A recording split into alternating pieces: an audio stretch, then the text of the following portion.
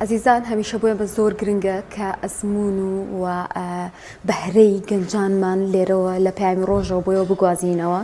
چونکە کۆمەڵە گەنجی بەهرەمەند و بەتوانامان هەیە لە زۆر بواراتوانیویانە ڕۆڵی خۆیان بگێڕن. یەکێک لەو گەنجانەی کە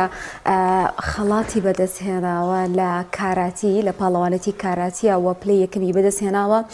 لە نێوان 30 وڵات و 561 بەشدار بوودا وتوانیوێتی بگاتە لە پلەی دووە بگاتە پلەی چوارەمین لەسەر ئاستی جیهان بتوانێت ئەم دەستکەوتە بدەست بهێنێ. ئەمە زۆر گرنگە. ئێمە شەمانەوە ئەمڕۆ باس لەو پاڵەوانەتیە بکەین زانین چۆن بەشداریتیا کردووە و تا چەندێک گرنگە کە گەنجانی کورد بەم شێوازە ئەم پلانە بەدەست بهێنن و ببنە نوێنەری وڵاتەکەی خۆیان و کوردستان بە جیهان بناسێنن. زیاتر گفتوگۆی ئەم بابەتە دەکەین و باس لە پاڵەوانەتەکە دەکەین بە میوانداری بەڕێز یوسف سەلام یاریزانی کاراتێک کە لەم تەوەرە لەگەڵمانە. کاک یوسف بەخێربێ پیرۆزبایی و لێکەین پیرۆز بێت کە پلەی یەکەمە بەدەستهێناوە. حەزەکەم لێرە خۆناسانەیە کەی و لە کەیەکی شەو حەزت ئوخولیات بۆ کاراتی بۆ دروست بوو دواتر بینە سەر پاڵەوانێتەکە. من تقریبا ماوەی 13 ساڵە ئەم یاریە یەکەم لەلایەن مامۆسایانی ئەکادیمیای کاراتی خورماڵەوە مەشق و ڕایانانم پێکراوە. الحەمدوللا توانیم لەم پاڵەوانێتیدا کە لە ساڵێکا یەک جار ئەنجامەدرێت لەلایەن WKF عالەمیەوە کات و بەروار و شوێنەکەی دیاریەکرێت. سپاس بۆ خواتوانیم پلەی یەکەم و مەدالیای ئاڵتوون بەدەست بێنم کە ئەم دەستکەوتە تاوەکو یەسەر لە عێراقا بەدەستنێنراوە. یەکەم جارە لە عێراقا بتوانرێت یاریزانێک هەم لە عەرەب هەم لە کورد بتوانێت پلەی یەکەم و مەدالیای ئاڵتوون بەدەست بێنێت. ئەمە ژەمووی بە فەزلی خوای گەورە لەخوا بەزای بتوانین پلەی یەکەم بەدەست بێنین. ئەمە چ دەستکەوتێکی بێ بۆ عێراق؟ دەستکەوتەکەی چۆن لای من مێژوویەکە لەخوا بەزای بێ کە من خوای گەورە کوردیەتی بەنسیبی من ئێستا دەستکەوتەکەیەوە بوو زیاتر بۆ عێراق لە خۆی ئەو 30 وڵاتە کە بەشدار بووتیایە لە ڕیزبەندی سیەمەوە هاتووەتە ڕیزبەندی حەوتە. ینی عێراق لە سیا بوو لە سیا بوو لە سیە هیچەم بوو ینی لە ئاخیرا بوو. مەدالیای ئاڵتوونەوە ئێناتە ئێمە 7 یاریزان ڕۆشتین بەشداری و پاڵەوانتیەمان. باشە 6 یاریزانەکانی ترمان ماشەڵایان لێبێ کێبڕکەی زۆریان کرد زۆر هەوڵی خۆیاندا بەڵام نەیانتوانی مەدالیا بەدەست بێن. سەبەنە یاریزانێکمان لە یاری برۆنزا دۆڕە بەر وڵاتی ئیمارات کەوت لە یاری برۆنزا دۆڕە. بەزم بە فەزلی خوای گەورە تا یاری فینال ڕۆشتم لە یاری فیناڵا بەر ئەندەنووسیا کەوتم. لە ئەندەنووسیا کە بووم بە یەکەم لێرەیە ئەم ڕیزبەندیە لە یەکەمەوەی وەرزشکار بێ بزانێت یەک مەدالیای ئاڵتوون خۆی ئەدا بۆنە لە 15-20 مەدالیای زیو و برۆنز لە ڕیزبەندی بۆنە ئەو پاڵەوانتیەیە. بۆنە ئەگەر نەبێنمەوە وڵاتێکی وەکو ئوزباکستان 12 مەدالیای زیو و برۆنزی بەدەستهێنابوو بەڵام لە ڕیزبەندیەکە لە پلەی 89 پاڵەوانتیەکەیە بوو. ئاڵتوونی بەدەستنێناوە بە زیو و برۆنز بۆنە 12-13 مەدالیای بەدەستهێنابوو لە فیەکانە. پێش ئەم مەدالیای عێراق چی بەدەستهێنابوو؟ پێش ئەم مەدالیایە هەرسیەم زۆرانی هیچی بەڵێ وەکو چۆم لەی پێش ئەم پاڵەوانتیە ئێمە هەر لەخوا بەزیابێت لایەن ئەو دوو هاوڕێم کاک بینەر و کاک پەژار بەشداری پاڵەوانترمان کردووە توانیمانە ڕیکۆرد بشکێنین هەر بە هەمان شێوازکە لە مێژووە تاوەکو لە مێژووی عێراقا تاوەکو ئێستا نەتوانراوە بۆنە ئەو پلەیە بەدەست بێت. دەسە بۆنە ساڵی پارەکە لە ئۆلۆمپیاتی ئاسیادا لە وڵاتی سین ئەنجام دراکەوی 4 ساڵ جارێک ئەنجامەدرێ. سپاس بە خواتوانیمان ئێمە پلەی سێمی ئۆلۆمپیاتی ئاسیا بەدەست بێنی کە ئەمەش ئێمە یەکەم جارمان بوو بەشداری ئەم پاڵەوانتیە بکەین و عێراقیش یەکەم جاری بوو کە ئەم نەتیجەیە بەدەست بێنێت. و لە ساڵی 2019 ئەویش یەکێکە لەو دەستکەوتە گرنگانەی عێراق کە بەدەستی هێناوە یەکەم جارمان بوو بەشداری پاڵەوانتی بکەین بە شێوازی تیمی لە وڵاتی مالیزیا ئەویشە پاڵەوانتی ئاسیا بوو توانیمان پلەی دووەم و مەدالیای زیو بەدەست بێنین. کاک یوسف بەشداریکردن لە پاڵەوانەتی جیهانیە بەڕاستی کارێکی ئاسان نییە. خۆ ئامادەکردنتان بۆ ئەم پاڵەوانێتیە چۆن بوو ئەم دەرفەتە چۆن ڕەخسا بۆ ئێوە تا چەندێک گرنگ بوو بۆ ئێوە جێ دڵخۆشی بوو کە بتوان بەشدار بن هەر بۆ خۆی بەشداربوون تایە ئەمە بۆ خۆی کارێکی گرنگە و لەگەڵی شایەکەم بی ئەوەی تر تایبەتمەندێکی زۆر جیاوە. شێوازی بەشداریکردنەکانی مەبەستی زیاتر چۆن گەنجانی دیکە بتوان وەکو جەنابەت ئەوە بەشداری بکەن. بەڵێ زیاتر ئەمان هەر یاریزانێک گەربیێ بێتە پاڵەوان پێویستە بەردەوام بێت پێویستە هەوڵی زۆر بدات. ئێستا من ئەم پاڵەوانتێکی ئێستا بووم بە یەکەم 2 ساڵ لەمەوە پێش بەشداریم کرد تایە پێنجەم 2 ساڵ لەمەوە پێش بەشداریم کرد لە وڵاتی ئوزباکستان کرا پێنجەم بوو بەغەدریش دۆڕام ینی بە حەقی خۆمە باە دووەم بوومایە بەڵام لەوێسە هەر کەس یاری کاراتی بزانێ زانێ حەکەمە بڕیارەدا لەسەرەوە حەکەمە بڕیارەدا لەسەرەوەی کە ئەم یاریزانە بێت بە یەکەم بێ بە دووە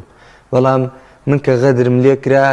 زۆر ناڕەحەت بووم ئەم پاڵەوانێتیش یعنی مێشکی من هەرە مد لەوانەیە ئێستا دووبارە وەکو ساڵی دو ساڵ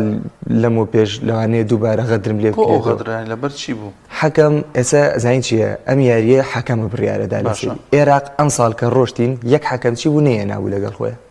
حەچی حەکەمی وڵاتانی تر بوو دانیشتن بڕیاریان لەسەر منەدا بەس ئاست و مستەوای خۆش و دەورێ بینێ سەوە ناگەر لە حاڵەتێک ئاست و مستەواتان وەکو یەک بێ لەوانەیە حەکەمەکەی تر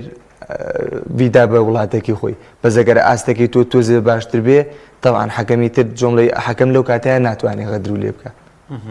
ئەیتر خوای گەورە ژیارمەتی دەرمان بوو لەخوا بزیان چەندێک لێمانەوە گەشتەکەتان چۆن بوو نزیکی هەفتەیەک بوو بەخوا زۆری لاگوین لێرەوە تقریبا نزیکی 2 ڕۆژی ڕێک بەس بەڕێوە بووین و ڕاهێنانیشان زۆر کردو بەڵێ ئەمە وەکو ڕاهێنانەکە لە مانگی یەکەوەی ئەمە لە هەڵبژاردەی عێراقەوە تەمرین نەکەین هەموو ڕۆژە لە هەفتەیەکە 10 تەمرین نەکەین لە هەفتەیەکە هەموو جمعانمانی استراحەتە شەمان و پێنجشەمانیان یەک تەمرینە لە یەکشەمەوە هەتاوەکو چوارشەمە هەموو ڕۆژێ دوو تەمرینە لە خورماڵ بەس لەلایەن ڕاهێنەری هەڵبژاردەی عێراق سەنسێ مستەفاوە بەس بەڵام لە ئەکادیمی کاراتی خورماڵا تەمرین پێت نەوتین شێوازی بەشداریکردنەکە چۆنی بوو ینی چۆن تۆ زانیت پیان وتی کە پاڵەوانێتی هەیە و بەشداری بکەی فۆرمە پڕێکەی تۆ بە گوێرەی مەدالای پێشووترە بەشداری نانا خۆی لێرەیە چۆن بڵێ هەموو ئیتیحادێکی وڵاتەکان یەن تەسویات دەکەن بە یاریزانی وڵاتی خۆیان باشترین یاریزان یەکەمی ئەو وڵاتە یەت بەشداری و پاڵەوانتیەکە یان پاڵەوانتی گرنگێکی لەوەیە لە هەر وڵاتێکە یەک یاریزان توانێت بەشداریکە یەک یاریزان توانێت نوێنەر بێ لەو فیەیە کە تۆ بەشداریەکی ئەسە بۆ نە من لەوانەیە لە فیەکەیم نا لە عێراقا بۆ نە 12-15 یاریزانێگە بێت بەس لەم 12-15 یەکەم بووم بە یەکەم تەبعاً عێراق منی هەڵبژاردوو منی بردووە بۆم پاڵەوانتی ئەمە چەند پاڵەوانێتی کاک یوسف بەشداریتیاکەی من هەر لە 2019ەوە چۆن لە ئیتیحادی عێراق قەت درێغی نەکردووە لەمەیە هەر لە 2019ەوە عێراق بەشداری هەر پاڵەوانتیەکی کردبێت ئاسیایی عالەمی پاڵەوانتی عەرەبیەکان منیان بردووە و هەڵبژێراوم و توانیمە بڕۆم بەشداریکە خەرجی ئەم بەشداریکردن و سەفەرشتانە لەسەر حکوومەتی ئەرێمی کوردستانە یان نا لەسەر حکوومەتی عێراقە بەس چۆن بڵێ ئاتەن یاریزان کە ئەڕوات بەشداریان پاڵەوانتیەکات پێویستی بە خواردنە پێویستی بەوەیە کە پێش ئەوەی بەشداری ئەم پاڵەوانتیە بکات لایەنی کەم 3-4 پاڵەوانی تر بکات پێشەوەی بەشداری ئەم پاڵەوانتیە بکات ئێستا وڵاتێک وەکو سعودی و ئیمارات ئێمە کاراتیوەنی یوزلیگمانەیە کاراتیوەنی سریەزەیمانەیە ئەم پاڵەوانتی عالەمیە بەڵام ئۆپنە هەموو یاریزانە توانێت بڕات بەشداریکە وەکو ئەمە نییە لە هەر وڵاتێکا پێویستە یەک یاریزان بەشداریکە بەڵێ بۆ نە وڵاتی عێراق دەتوانێت 10 یاریزان دابەزێنێ ئۆپنە هەموو کەس توانێت بەشداریکە ئەم وڵاتە ئەو وڵاتانی کە چۆن بڵێ زۆر پەرە ئەدەن بە میاریە زۆر دامی ئەو یاریزانانە ئەکەن کێشیان نییە لایەنی کەم 3-4 پاڵەوانێتی ئەەکەن پێشەوەی بەشداری پاڵەوانێتێکی ئاسیایی و عالەمی بکەن تێگی بەس جۆمڵی عێراق تاوەکو ئێستا دامی ئێمەی نەکردووە ئێمە یەکسەر هەر ڕاستە و خۆ لە دوای تەسفیاتی منتەخەبی عێراقەوە یەکسەر بۆ ناو بتوڵاتی ئاسیا عالم داعمکردنەکەی وتە عێراقەوانە وەکوتر پاڵەوانتی ئاسیا و عالم عێراقە ئێمە هیچ مەسروفێک ناکەین کە ڕۆی لەسەر ڕۆشتین بەشداری پاڵەوانتی فیلممان کردووە نزیکە یەک یاریزان 30 وەرەقەی تێچوو ئەم 30 وەرەقە لەسەر ئیتیحادی عێراقی حکوومەتی خۆمانچی هیچ هاوکاری هیچ هاوکاریەکیان نەکردین بڵا پیرۆزبەیان لێکردن تا پیرۆزباییان وەڵی وەکوتر چۆم لە ئێستا ئێمە وەک گوتم زۆر کات لە کەناڵەکانی تریشاوتومە هەر کاتێک ئێمە هاتبینەوە لەلایەن خەڵکی ناوچەکەەوە زۆر پێشوازیەکی زۆر گەرممان لێکراوە مانیەمە جێگای دەستخۆشیە جێگای دڵخۆشیە بەڵام وەکوتر دەسەڵاتدارانی هەرێم ئەوان نیشتوانیوانە هاوکاریان کردوین بەس لە ئاستی تموحی ئێمەیانی لەو ئاستیانێک کە من بتوانە بم بە یەکەمی عالم وڵای خۆی ئەوە نەبێت ینی باسیکەین ینی بۆ نوێ یاریزانێک لە خۆرماڵە توانی بێتی ئەم لە باشە بەدەست بێن یەکسەر ینی لە هەر وڵاتێکی دیکە بێ حکوومەت دێت بینایەکی گەورەی بۆ دروستەکات ئەکادیمیایەکی زۆر باشی بۆ دروستەکات زیاتر پەرەی پێدا بۆی کە ئەم گەنجە هاوشێوی کەسانی دیکە گەنجانی دیکە پێ بگەینێت لەو وەرزشەیە بەڕاستی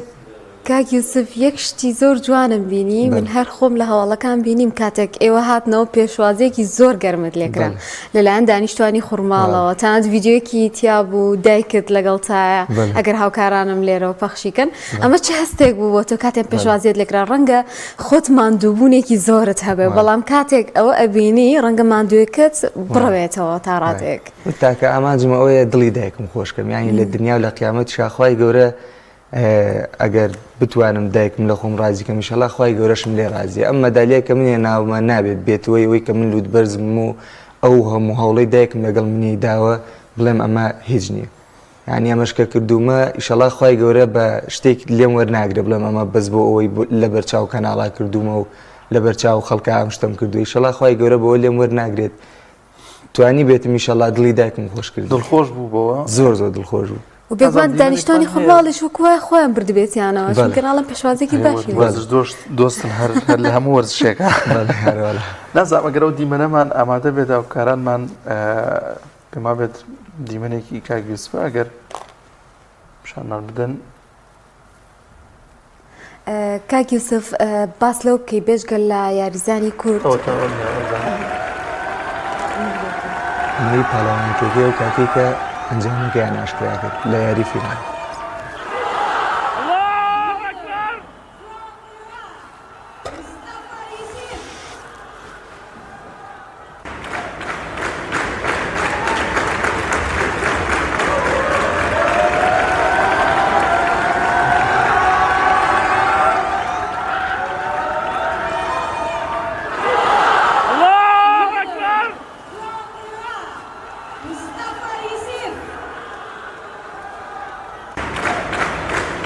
کاک یوسف داوی کە هاتیتەوە بۆ کوردستان ئەم دەستکەوتە لە داهاتوودا چۆن دەبێت بە چۆنڵی پاوەرێک هێزێک بۆ تۆ کە بتوانی لە پاڵەوانێتی ترایان ببیتە ڕێنیشاندەر بۆ گەنجانی تر ئەگەر بیانێ لە بواری کارەتیە ئاها بەشداری پاڵەوانێتەکان بکەن یان ئەوتا خۆتان بگەنە ئاستی یەکەم بەڵێ سەوەکوتر من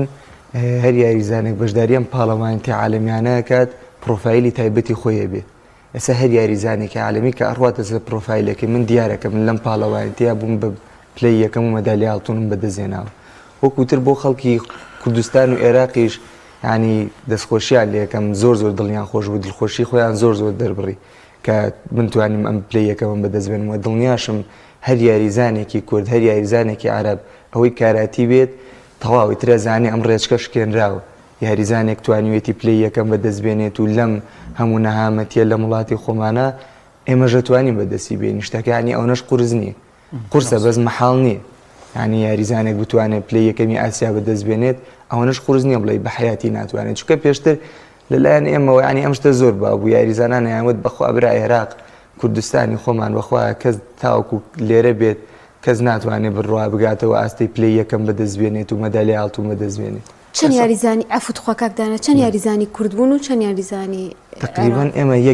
حەوت یاریزان بووین یەک یاریزانمان عەرەب بوو لەم یەک یاریزان عەرەبە شەشمان کورد بوون شەشەکەشمان چواری خوڕماڵی بوون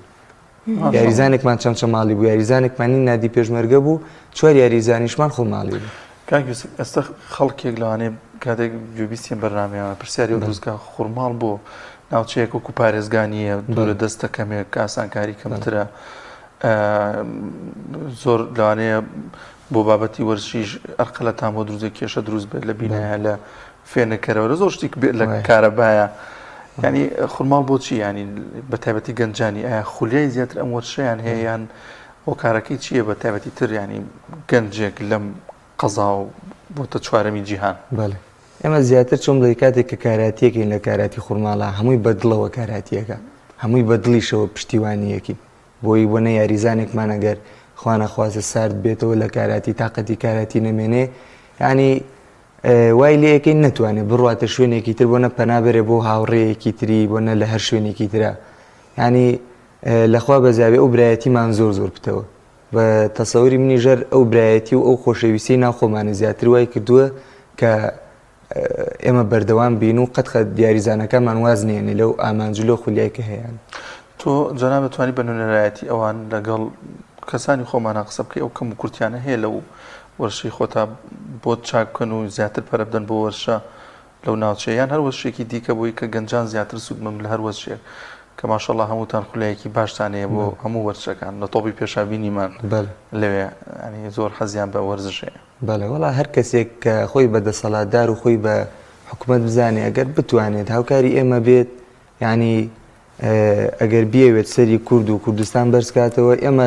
قەت درێغی ناکەین لەوە بۆ نەساردبینەوە تەمرین نەکەینەوە ئەمە ئەرکی خۆمان ئێمە هەموو ڕۆژێ تەمرین نەکەین هەموو ڕۆژێ قوربانیە دێن من زۆر کات بۆ نەخۆشیم لە خۆم کردووە ماڵۆمان ڕۆشتم بۆ سەفرە من نەڕۆشتم تەمرینم کردووە ئەوەی شت بێ کە بە من بکرێ ئەیکەم ئەوانیش ئەگەر پێیان بکرێت و بتوان هاوکاری ئێمە بن ئێمە توانین زیاتر نەتیجە بێن بۆ کوردستان و بۆ ئێرە. کاک یوسف لەناو DPM-ەکەیە لەناو ئەو ڕسمانێک کە گرتوتە لە پاڵەوانێتێکەیە ئاڵای فەڵەستینت کردووە بە شانتەوە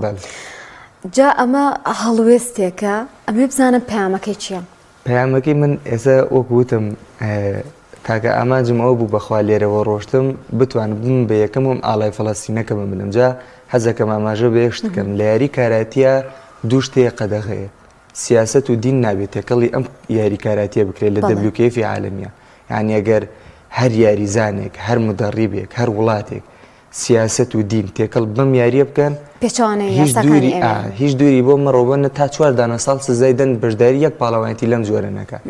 یعنی من کە ڕۆشتم ئەم شتم کرد ئەو ڕاهێنەرم لەگەڵم بوو ئەوێت من زۆر لە تۆ زیاتر حەزەکەم بەزە بێت زۆر وریابی ئەم عالەمی فەڵەستینە ئەو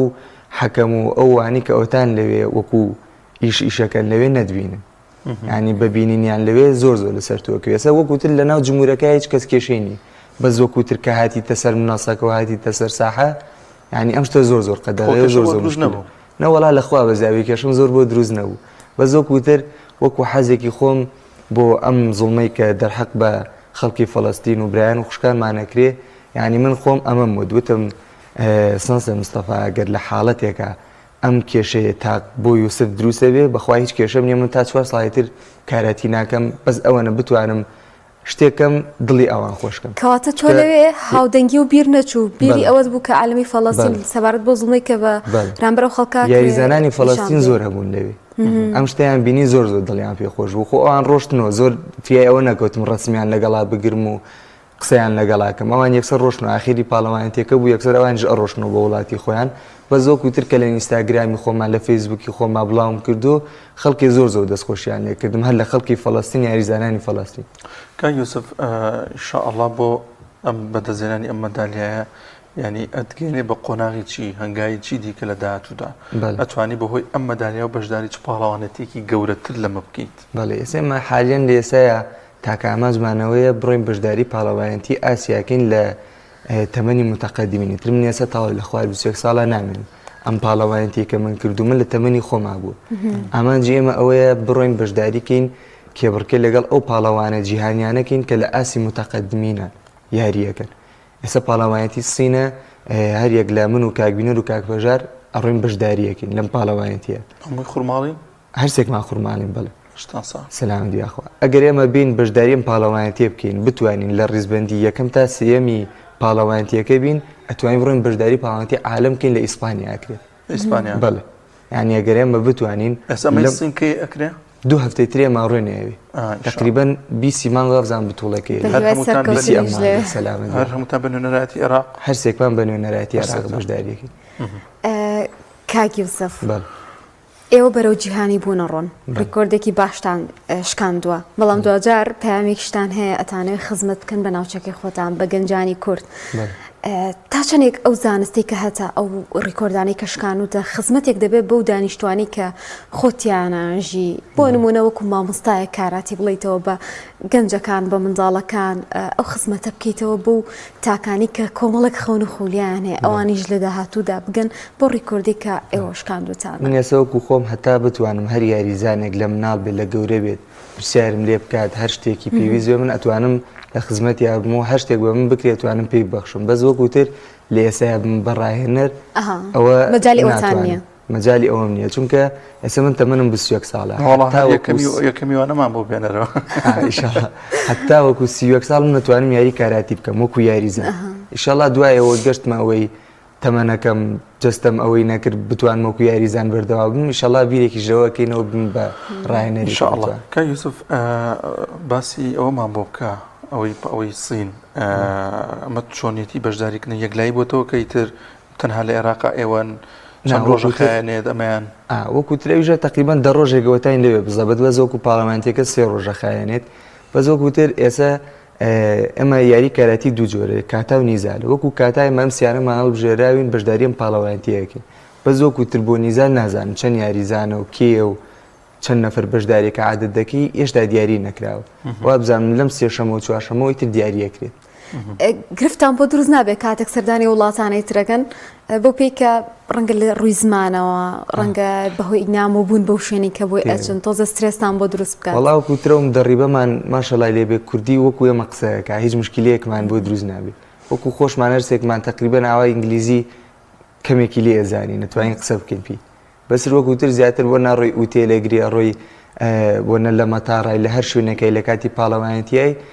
سەرۆک وەفدمانێ ئەمە لێرەوە ڕۆین بۆ سەرۆکی وەفدمانێ لەوێ ئەو هەموو شتێک حەلەکە یانی ئەمە وەکوتر بەس تەرکیزمانە سەرەوەی بڕۆین یاریەکەمانکەین و ئاستێکی باش ئەمە زۆر باشە. هیچ قسەیەک لەگەڵا نەکردون ئەوانی وڵاتانی دیکە لەوێ وەرزش تەمرین وەرشەکەیان چۆن چۆنیە جیاوازی هەیە لەگەڵ ئێوەیە کە لە خورماڵ ئەنجامیەدەن شتێکی نوێ داهێنانێکی نوێتر بێن بۆی کە ئێوە باشتر بتوانن تەمرین بکەن ینی هیچ جیاوازیەکە بینی؟ تێگەم وەڵی وەکوتر ئێمە هەر حرکاتێک هەر شتێک کە بکرێت لایەن ڕاهێنەری خۆمانەوەکرێت باشە ینی ئەمە ناتوانین حتمما ڕاهێنەری خۆتان زۆر بە باشی متابعە زۆر هەموو تابعی هەموو شتێکایتر کێ دەر شتێک بێ ئێمە بڵێ من بەز ئەو نەمانە سەرەتا تەطبیقکەین لە ناخۆمانە. زۆر باش کاک یوسف پێم باشە پەیامت بۆ گەنجان بەگشتی ڕەنگە ئێمە خۆمان بەکەم ببینینەوە لە ئاس وڵاتانی ترا لە ئاس جیهانە بۆ پێی کە باردۆخ و قەیران و سیاست و کۆمەڵە ناجێگیری باری کۆمەڵاتیە ئەڕۆین پامەچی ئایا گەنجانی ئەمەتوانن لە بواری تریشە لە بواری کاراتیە لە هەر بوارێکە بیانێ ئاوجێ دەستیان بەجێبێڵن و بتوان سەرکەوتو بن بەرە بە توانەکانی خۆیان بن؟